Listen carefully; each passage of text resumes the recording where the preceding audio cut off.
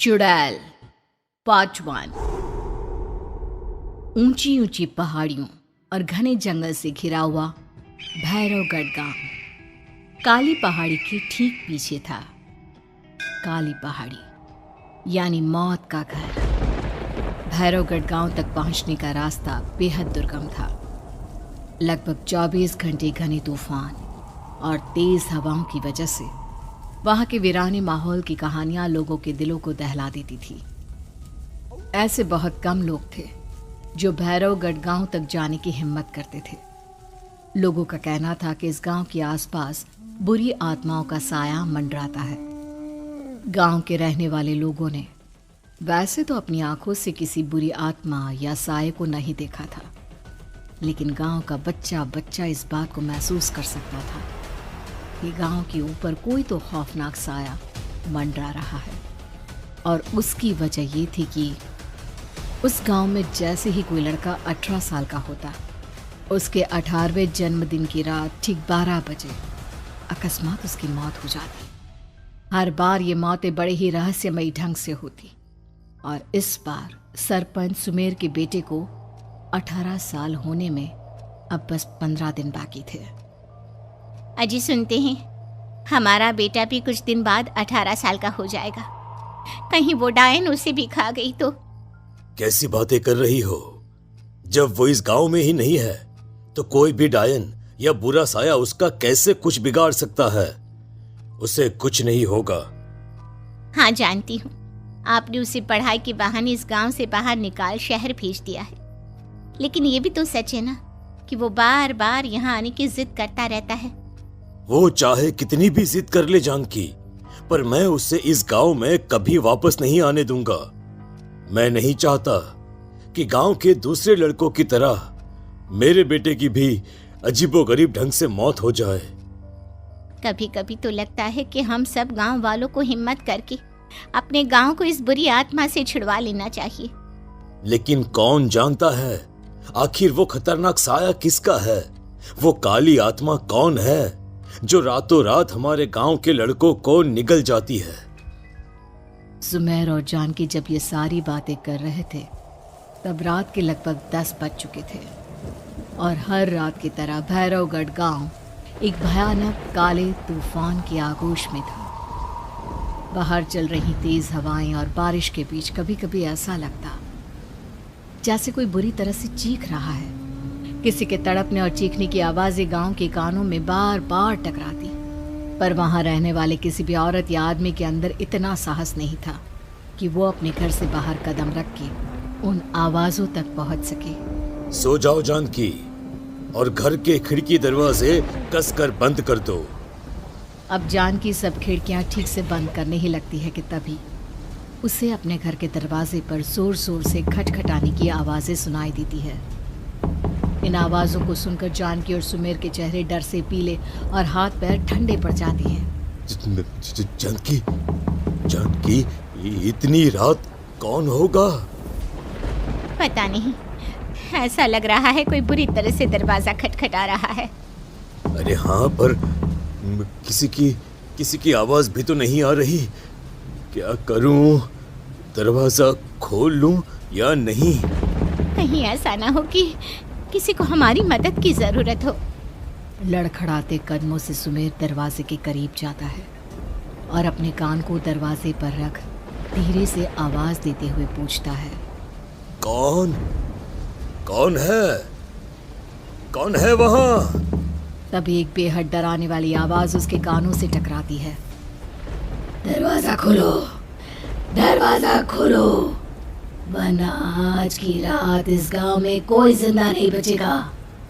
मैं जानती हूँ तुम्हारा बेटा 18 साल का होने वाला है। अगर उसकी जान की जरा भी परवाह है तो दरवाजा खोल दो। इस आवाज को सुनते ही सुमेर घबरा कर पीछे हट जाता है और जानकी को पूरी बात बताता है। कहीं वो डायन हमारे घर तक तो नहीं पहुंच गई? अब हम क्या करेंगे? मुझे दरवाजा खोलना ही होगा जानकी। मेरे पास अब कोई रास्ता नहीं है। इतना कहकर सुमेर डर से अपनी दोनों आंखें कसकर बंद करता है और कांपते हाथों के साथ झटके से दरवाजा खोल देता है। तभी किसी के जोर से हंसने की आवाज सुमेर और जानकी को सुनाई देती है। उस आवाज को सुन दोनों दरवाजे की तरफ देखते हैं और सामने अपने बेटे राहुल को खड़ा देख दंग रह जाते हैं। राहुल के हाथ में उसका मोबाइल होता है जिसमें से वो आवाज बज रही थी। ये क्या मजाक है? और तू यहाँ, तुझे मना किया था ना गांव में आने को, समझ में नहीं आता क्या? 18 साल का होने वाला है तू। माँ, आप लोग भी पता नहीं किन अंधविश्वास भरी बातों पर भरोसा करते हैं। क्या क्या मैं अपने घर नहीं आ सकता? आप लोगों से नहीं मिल सकता?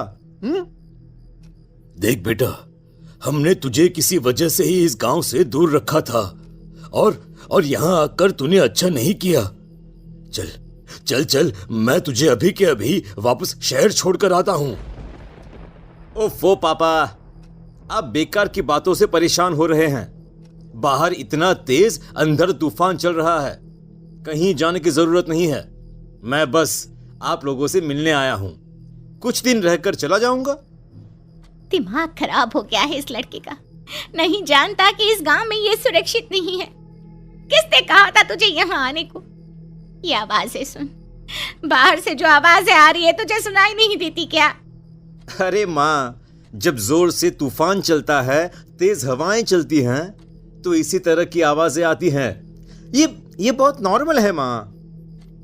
नॉर्मल होगी तेरे लिए बेटा। 4 दिन शहर में पढ़कर आया है तो अपने माँ बाप की बात नहीं मान सकता। माँ, मुझे अभी बहुत जोरों से भूख लगी है, पहले कुछ खिला दो, और रात भी बहुत हो गई है। हम इस बारे में कल बात करते हैं, ठीक है? राहुल के वापस आ जाने से जानकी और सुमेर की आंखों की नींद उड़ गई थी। खाना खाने के बाद राहुल तो अपने बिस्तर पर जाकर सो गया, लेकिन जानकी और सुमेर पूरी रात उसके कमरे के बाहर पहरेदारी करते रहे। उन्हें पल पल इसी बात का डर था कि कहीं उनके बेटे को कुछ हो ना जाए। रात बीतती है, सुबह का सूरज निकलता है। अब जैसे ही वो राहुल को नींद से जागते देखते हैं तो उन दोनों के दिल को सुकून मिलता है। अरे माँ, पापा, आप अभी तक यहीं बैठे हैं? क्या पूरी रात सोए नहीं? जिनकी जवान बेटी की जान को खतरा हो, उन माँ बाप को नींद नहीं आती बेटा। बेटा, अब तो वापस शहर चला जा। देखो माँ, मैं किसी जरूरी काम से इस गांव में आया हूं, और वो काम पूरा होने के बाद मैं खुद यहां से चला जाऊंगा। काम? गांव में तेरा क्या काम है? पापा, मैं बचपन से ही इस गांव के बारे में बेहद डरावने किस्से सुनते आया हूं, इसीलिए अब मैं उन्हीं किस्सों के ऊपर डॉक्यूमेंट्री फिल्म बनाऊंगा। रिसर्च करना चाहता हूं कि आखिर सच्चाई है क्या। हे भगवान, लो जी, सुन लिया, और भेजो इसे पढ़ने के लिए शहर। मैंने आपसे पहले ही कहा था, मेरी बहन के पास दूसरे गांव भेज दो। ना ये शहर जाता और ना उल जुलूल की बात इसके दिमाग में आती। जानकी और सुमेर राहुल को समझाने की बहुत कोशिश करते हैं, पर वो किसी की बात नहीं सुनता और अपना कैमरा लेकर गांव की पास वाली काली पहाड़ी की तरफ निकल जाता है। अब राहुल जैसे ही काली पहाड़ी पर पहुंचता है, उसकी नजर पहाड़ी के ठीक बीचों बीच बनी एक पुरानी झोपड़ी पर पड़ती है। यहाँ भी कोई रहता है क्या? ये इंटरेस्टिंग होगा। राहुल की आवाज पहाड़ों से टकराकर उसके कानों में सुनाई दे रही थी। उसने चारों तरफ का नजारा देखकर वहां की तस्वीरें अपने कैमरे में उतारना शुरू कर दिया।